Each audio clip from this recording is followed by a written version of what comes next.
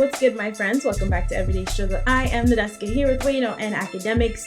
Yesterday was just such a Monday that I didn't realize till the episode was over that Ak finally took his damn sunglasses off. How does it feel to be healed again, Akademiks? Yeah, well, the recovery process was long. I keep telling you, this wasn't pink eye because I keep hearing people talk about the rumors of how you get pink eye. Listen, cut all those out. This was, to be honest, what I caught, to keep it true, is like COVID 2020. I kid you not. They called it a virus of the eye, super contagious, and it had a weird-ass side effects. So I'm glad. Wait a minute. Your doctor, scientifically or medically speaking, all he said it was a virus of the eye. That was no. He said it was not. Said it was not conjunctivitis. This was a virus of the eye, something that's rare. They had to fucking stain your eye, put it on some thing, like all type of things. All I want to tell y'all is that, trust me, you don't want to catch this bullshit. Yeah, right? He was the only person with it, right?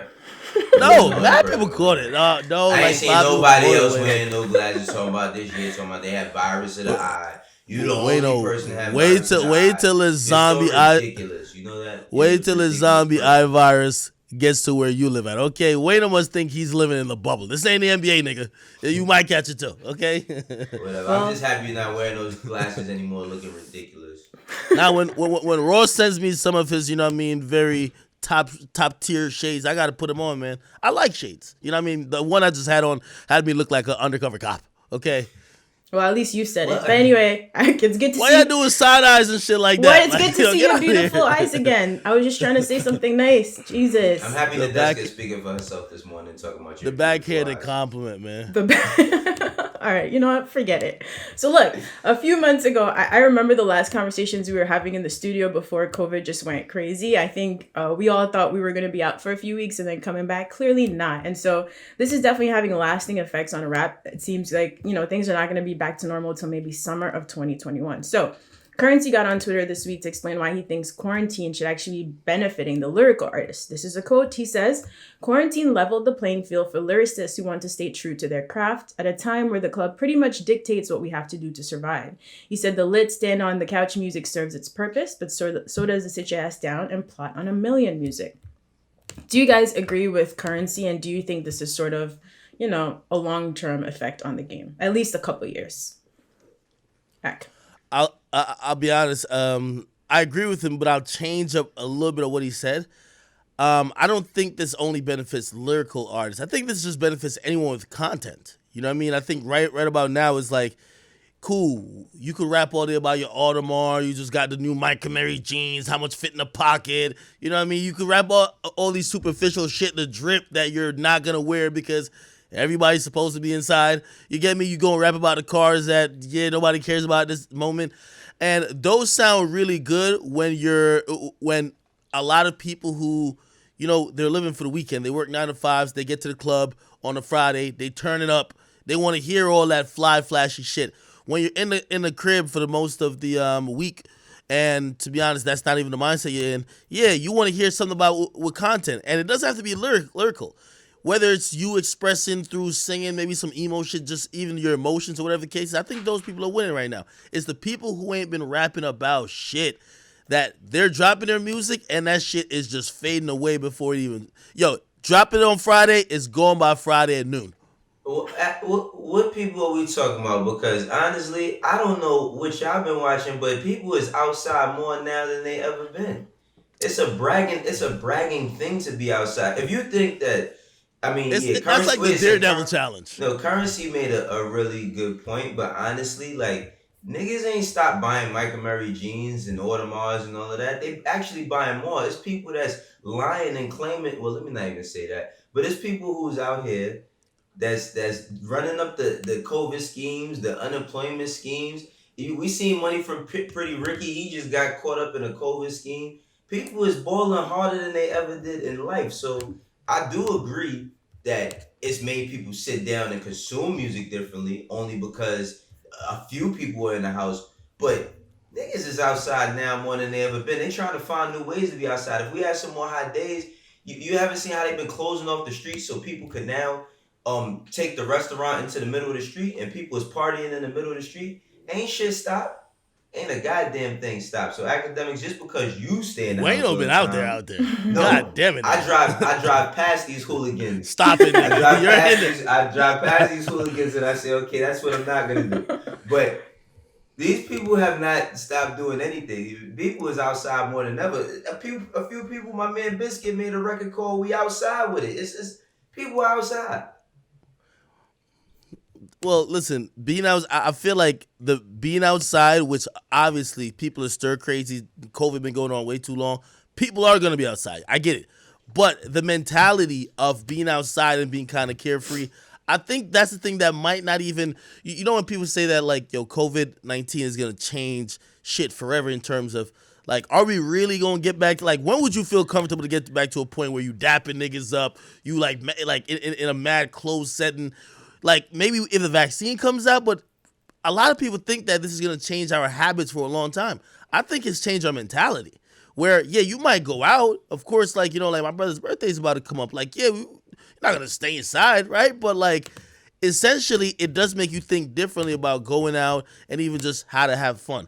All that matters with consuming music. So I think you need a little bit more substance. You know what I mean? Honestly, I'm going to tell you this right now. I think the Migos music is hitting differently if COVID ain't happened. So you think they should wait till spring or summer 2021? No, you can't wait. You can't wait. That's the thing. Where did Migos come in this whole conversation? Listen, because the Migos run the clubs. Yeah, but people act like that's what I'm saying. It depends on where you at, man. Now look, in LA and in New York, it might be a little calmed down and all of that, and clubs ain't open. In Atlanta, in the Midwest, and all of the South, that shit is open like it's never been open before. They giving out masks at the door. People is not scared to move around, and I'm not saying that this is a bright idea. Wayno just trying to give us his firsthand testimony. Like he trying to act. I haven't been in no clubs. I'm not saying that this is the right thing to do. I'm just saying that yeah, Currency does have. I think that like a Nas album hits a little bit more different the way things are going this year. You know what I'm saying? But then we see him. He was up in Dykeman shooting a video with Fabio Foreign and ASAP Ferg. So. I mean, I think that the whole COVID thing has changed how we engage with each other, physically and psychologically. Because before somebody gives a pound, like when you're approaching each other, everybody's like this, like, all right, or this, or they don't know what to do. But for the most part, no, that elbow shit was when it first started. Shit is regular, bro. Shit is very regular. Hey, listen. Clearly, Wayno and his crew don't give two fucks. Okay, Wayno trying to act like you just said yesterday that he left LA as fast as he could. He didn't even stay to celebrate. Well, that's just being a fake fan. I ain't saying that Wayno cared that much about COVID. Listen, I'm telling you, Wayno is that make person. This about me. Wayno that person that's telling you about that one person. Be like, yo, I got a question. I'm asking for a friend. Yeah, all right, nigga, you the friend. We already know. Well, listen, guys. Winter is coming. That's when shit is really gonna get crazy. But since Wayno mentioned it, so Baby Blue, the singer from Pretty Ricky, was definitely arrested last week and charged with wire fraud and bank fraud, according to the U.S. Department of Justice. So he's been accused of abusing those federal PPP loans for small businesses. Apparently, he filed a lot of fake loan applications to obtain large amounts of money. Don't know how large, but he's potentially facing life in prison, so it must be pretty large. It's crazy. Life in prison? Yo, what the fuck? Life in prison. I mean, yeah, it's fucked up. I mean, run it up, man. Run it up. Fuck it. Listen, scamming is different when you're black and when you're white. Obviously, you could get away with some shit like this on Wall Street and be good. When you're black, it's a whole different story. 100%. You know, like, listen, I want to sit up here and really shame this guy for doing some dumb shit. And listen, we in a different time right now where, come on, man, how you gonna be thinking about some greedy, selfish shit like this? But then again, I think about how my white counterparts do their version of scamming, and there's this guy who I've been watching his lifestyle because he's super lit on Instagram, Dan Bilzerian. Apparently, everybody thought he was rich, famous, this and third. Come to find out, all he did was make a fake ass company, make it go public, and then have a bunch of people who are investing through the stock market. He scammed all of them. You're kidding. He was paying for He paid for a $65 million mansion, jets. He was paying for all type of stuff. Wow. This guy's a fraud. Again, we gonna shame the Pretty Ricky nigga because it just seems a little ghetto. But to keep it real, the same scamming happens all around. By the way, the damn Bizarre nigga, he's in hiding, and also like people think that the SEC is gonna bring down charges on him. Listen, crazy. Scamming happens. This is America. I thought he was a professional poker player. Or None whatever. of his winnings are on record. Listen, that's what I'm saying. You see, they make up a good lie. We're gonna shame the Pretty Ricky dude while the other dude's scamming too. He just makes it look good. His pictures are all about this lifestyle that, to keep it real, is funded by investors that he took their money. Come on, man. So he's like Firefest dude. I forgot his name. He would probably be making a killing right now if he were not in prison. Right? America is the land of scams. Think about it. Okay, well look. We're probably going to see a lot more scams because, like I said, things are not getting back to normal soon. So Coachella, of course, that usually happens in April every year. And they delayed it first early this year to October. And now it's going to be possibly delayed until October 2021. So we're certainly going to be inside for a while. But at least we can still talk about music. Right. Huh? No, I said sounds on time. Reason just dropped his new project, New Beginnings. So this is his first official release since he signed to TDE a couple of years ago. 14 songs, features from people like Schoolboy Q, Vince Staples, JID, and Rhapsody. The lead singles from this were Flick It Up, Showstop, and Pop Shit. What did you guys think about this project? Akademiks. Well, you want me first? I want to hear what Akademiks thinks because he doesn't really typically listen to this type of music, so I want to know what he's feeling. Yeah, no, I got some time to indulge into this project, and I really like it. I think it's a pretty solid project. I'm gonna be honest with you. I think Rhapsody had the standout verse on the whole project. She went crazy on it. I don't know too much about Reason because I don't listen to his music all that much, but listen to this project from start to end. I had pretty good production. Number one. First off, good production. I think there's some songs I was like, I don't know if maybe because I bite on like I got the track listing up right now. Like the Stories I Forgot joint, I was like, I don't know if we won't get through this one. But to be honest, Pop Shit with Schoolboy Q, Flick It Up with Absol, I like both of those joints. The Extinct joint, it was kind of interesting to watch him go back and forth with Isaiah Rashad and of course JID. I thought that showed where Reason kind of fits into that pocket of like artists where not only is he a good rapper, but someone who, at least for the new pocket of rappers coming up, like he's definitely in the mix. So I actually enjoyed it, which I don't know if y'all would expect that opinion from me, but I enjoyed it. You surprise us every day, Akademiks. Right. So I just gotta sit down and listen. This going back to the Day You Have It project, he dropped a couple of years ago. I feel like he upped it production wise and sound wise on this one. For the guest verses, I actually feel like JID had the best standout verse on the Extinct joint with him and Isaiah Rashad. But my favorite record on here is the Fall record. I listened to that over and over. I feel like that's the best record, and it's been stirring up a little bit of controversy because he referenced some things about Mac Miller in there, but I think that the record is very honest. He's talking about like a woman trying to get into the game as an artist and her just really being like one of the best, but dudes trying to take advantage of her. And then he flipped it into, signing a bad deal, you know what I mean? And getting put in a position where you might be hooked on drugs, etc. And I just think that what's good about Reason is that he's very honest. I think he's very honest in his sound. I see a lot of people kind of like not compare him directly to Kendrick, but say like he makes similar music like that Kendrick made in his early career. I think he has his own twist on his own shit, Reason, I feel like he's going to be here to stay. What's going to be interesting to see is what people gravitate towards when it comes to singles from him. Because I was looking at shit and I'm seeing certain stuff start to spike as far as like certain records with his numbers, but I feel like Fall should be like a video. I feel like that's a video that's really needed. Like how we was talking about what Currency just said regarding like music that you could sit your ass down to and really plot and plan. I feel like if they did a right visual for that would blow them out the water. But this project overall is really great. We've been getting a lot of great lyrical projects this year.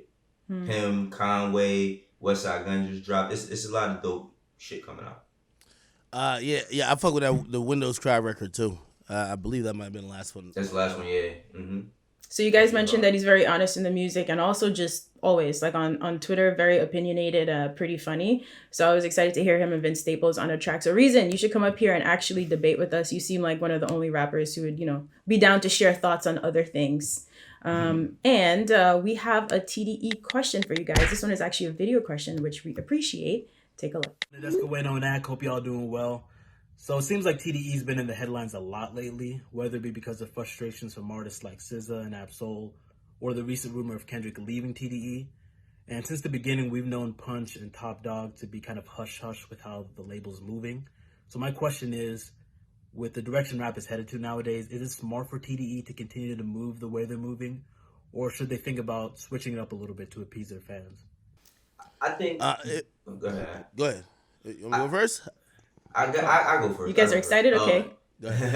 Now, I think that what they do actually appeases their fans because they build anticipation. Now, of course, I'm upset like every other TDE fan is upset that Kendrick hasn't dropped in a while. But I feel like because they take their time and when they do deliver, they roll it out properly, that's the reason why we're fans of TDE. I mean, for other artists like a QC, we like the fact that they roll it out quickly, or they put out so many artists fast, like I say like old No Limit days or old Cash Money days. For TDE, I think that that's what their brand is about. It's always been about waiting and strategizing and then dropping. So it's like for me, I'm cool with the way TDE does things, even though I'm like pissed off that I haven't gotten an album since Damn, and all I got was the Black Panther soundtrack after that. But I'm cool. I ain't gonna cry. If you ask me, and usually this ain't what I would normally say about any label, but I gotta say for TDE and because of their high, like their hit percentage is pretty high. Like they're not missing a lot. So I'm gonna say if it ain't broke, don't fix it.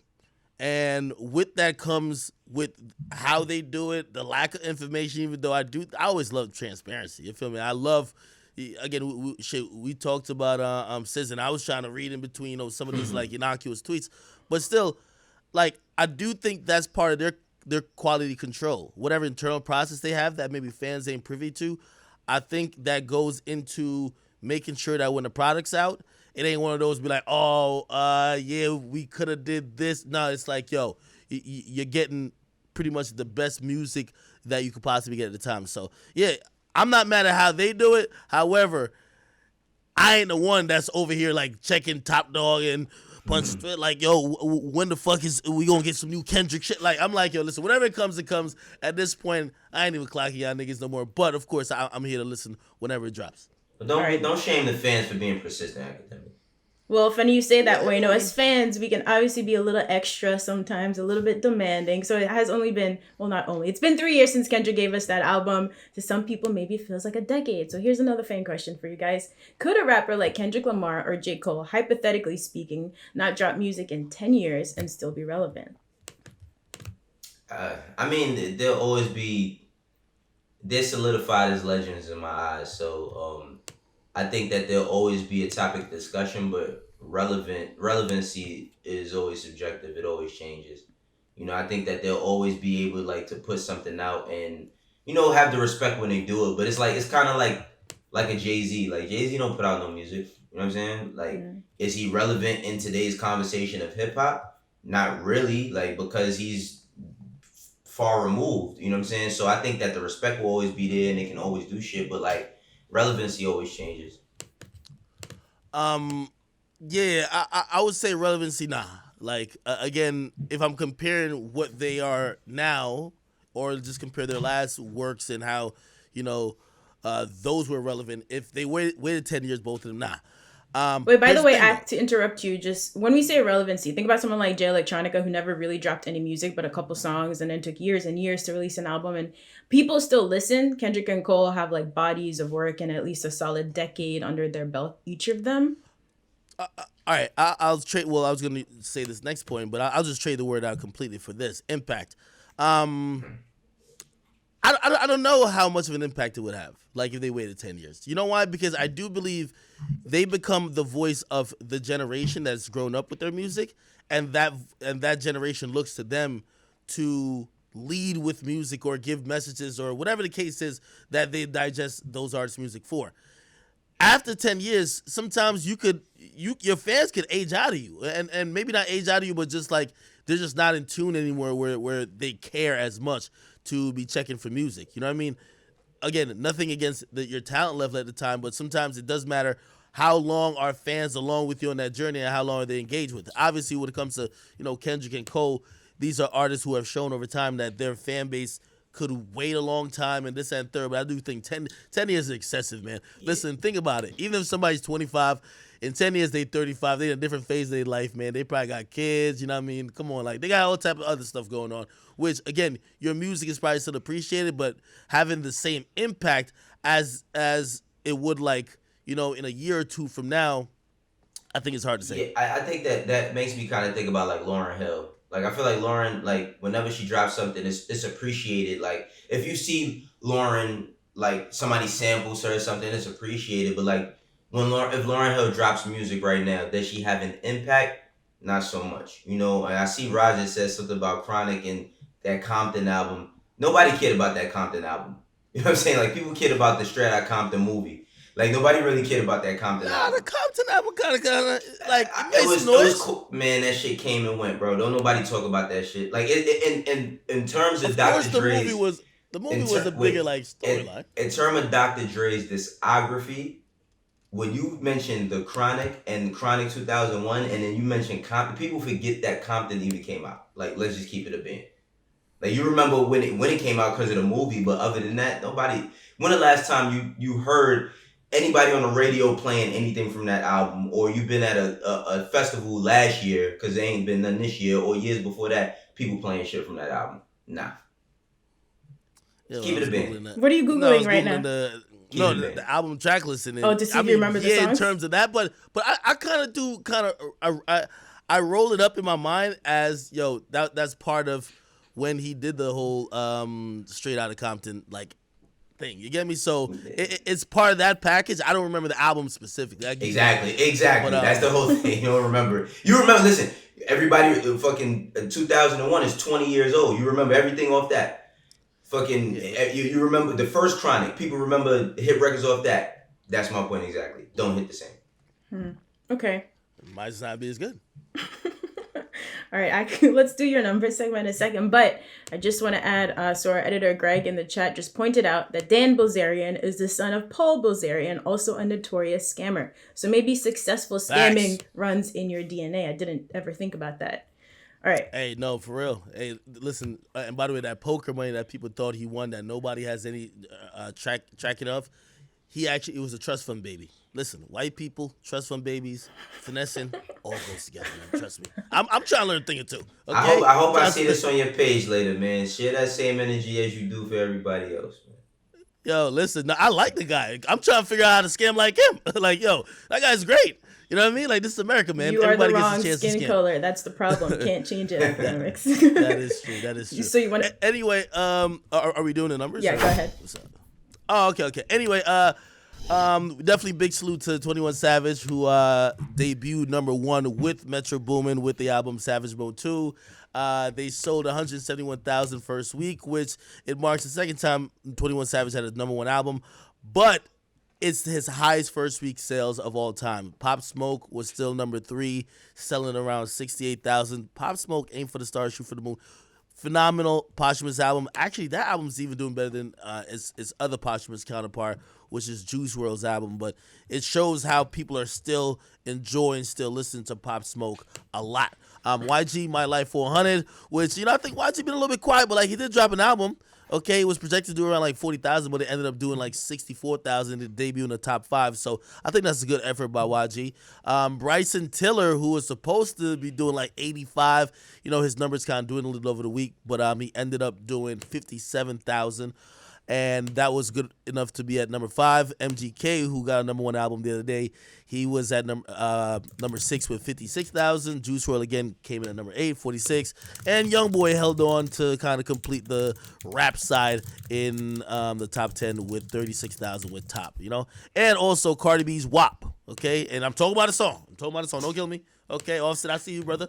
Okay, it stayed at number 3 after being on the charts for 8 weeks, and a song which you know, what I mean, I thought this was like the don't disrespect, but the industry plant fusion duo, 2K Golden and Ian Dior. They got a song called Mood. It actually rose to number 4, and my man Drizzy and Dirk they're at number 5. So, gave you a little extensive little chart preview or chart rundown, but still. Looking all important over there with your setup, academics. You're so official. All right. A couple quick things before we go. We actually have a fan question for you about numbers, but we'll save it till tomorrow because it's a video and we're almost out of time. We just want to send some love to Scarface. So he revealed a few days ago that he needs a kidney transplant after he tested positive for COVID-19 a few months ago. So he's looking for volunteers, and other artists have been supporting him, like T.I., who posted the screenshot and told people to slide in the DMs with serious inquiries. So much love to Scarface. And when all the protests in the state started over police brutality a few months ago, it was sort of, nice to see other countries stand up with us in solidarity because it's not a problem that's only in America. So shout out to our Nigerians. There have been a lot of protests in Nigeria over the past few days demanding an end to a violent police unit called SARS. It's like the Special Anti-Robbery Squad. So there've been a lot of detailed reports and graphic footage showing that they've basically been torturing and killing people, and they really target young people. So we've seen a lot of artists like Burna Boy, Wizkid, Mr. Easy really stand up and use their voice. So the Nigerian government says they're going to dissolve the unit, but we know how bureaucracy works. So hopefully they're serious about this. So just showing some love and support. We're all really in this fight together. Yeah, I just want to chime in about Nigeria because most of my closest friends, one of my friends he's sleeping actually on the couch, I can't even see him. He Nigerian. Most of my friends are Nigerian, man, and I do think Nigeria is the closest to Wakanda we have on earth. So Nigeria is a great place, birthed a lot of great music, a lot of great culture. My best friend, she just got married in Lagos. So when I hear about these atrocities happening across the pond, of course, when we got stuff going on, we like when other people show support, we got to show support, vice versa. So again, I'm standing with all my Nigerian brothers, and I want to get a little bit more educated on this so I can really speak on it, because we got to use platforms and voices like mine to, help people overseas, because sometimes we think we going through it, they're really going through it overseas. Mm-hmm. I want to get more in tune with it as well. It's like just hearing something like that is unfortunate because you see like when all of this has been happening this whole year, you've seen the youth. The youth in every city and every country really step out and protect their elders, and I don't think that's talked about enough. So I definitely want to get some more information on it to see if there's any causes, sign petitions, whatever we can do to help on our side. Shit, I ain't gonna lie, it warmed my heart when sometimes we think it's just domestic local issues, but after the death of George Floyd, I saw people marching in other countries, Paris, this, that, and third. They're also organizing, which again, just even though they're thousands of miles away, they want just to show support. Again, we as Americans, sometimes we're a little stuck up, but we got to start looking at other people's issues and other countries and actually, have some empathy and care. Absolutely. Just a reminder that we have a lot more in common than everyone thinks. They just try to divide us all the time. So our love and our hearts are with you guys. Thank you for watching Everyday Struggle, and we'll see you here tomorrow on Complex.